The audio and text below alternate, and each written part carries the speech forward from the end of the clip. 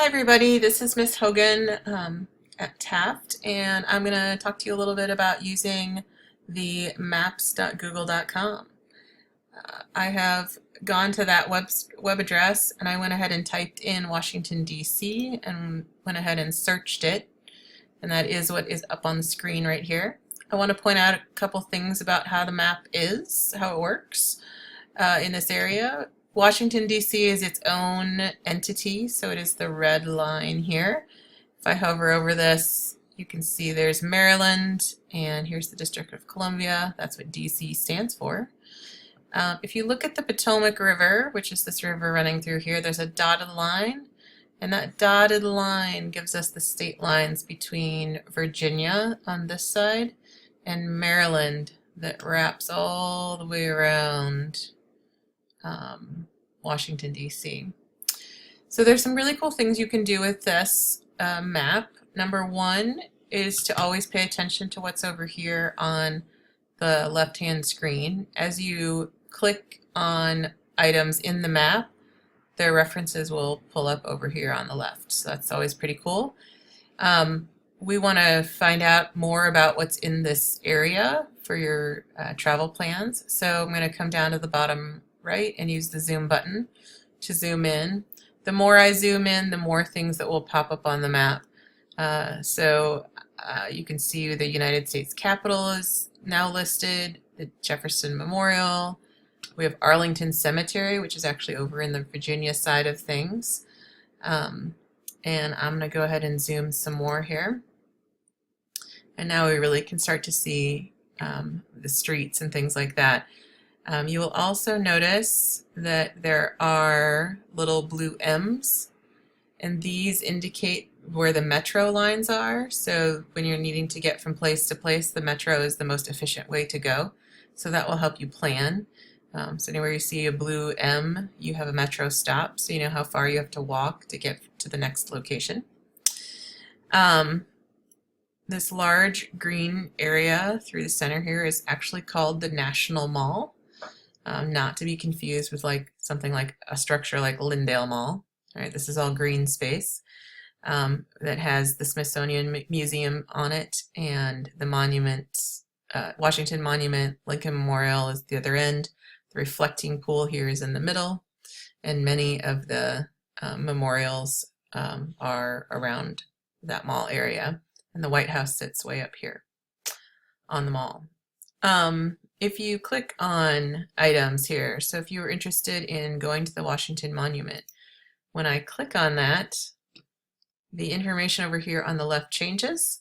It'll tell you maybe what times it opens. If there is a web address associated with it, it should be here.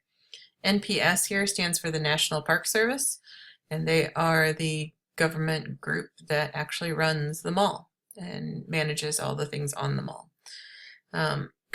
If you are interested in something outside of the mall, like say the International Spy Museum here, you can click on that, and we get a little bit of information over here, and then the direct web address to that spy museum is here. So you can find out all the ticket information you need and what times it's open and all that kind of information.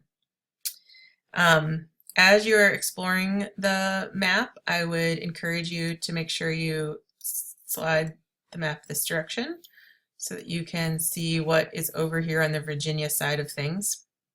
The Tomb of the Unknown Soldier sits inside Arlington Cemetery, and the Pentagon is over here as well. So those are two interesting things on the Virginia side, so you can go ahead and explore over here. You can also use the map to find places to eat. It doesn't look like it's showing things here at the moment, but if I come back over here to the search window and say I'm interested in knowing where Panera is, oops, you have to spell it correctly.